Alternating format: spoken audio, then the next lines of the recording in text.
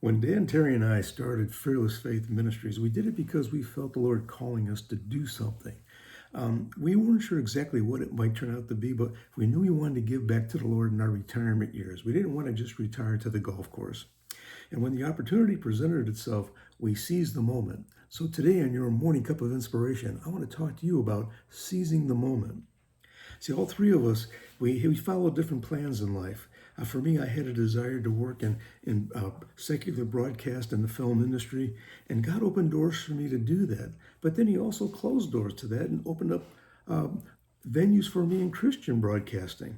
Either way, God used my talents for His glory and continued to open and close doors that were always on time. And I never looked back. In a sense, I was seizing the moments that God had put before me. In Luke chapter 9, verse 62, we read, "But Jesus said to him, 'No one, having put his hand to the plow and looking back, is fit for the kingdom of God.'"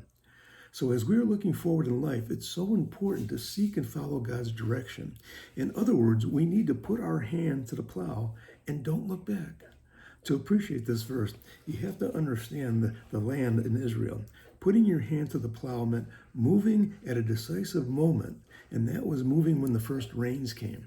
Israel's dry season is between May and October, and the ground is dry and hard, and farmers, they didn't have irrigation systems then, so they'd have to wait for the first rain.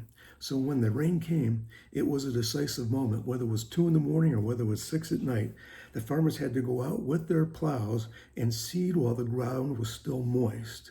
And in our lives, we have to seize the moments when God is opening and closing doors in our life because He's putting us in a position to plant seeds and to make a difference in others.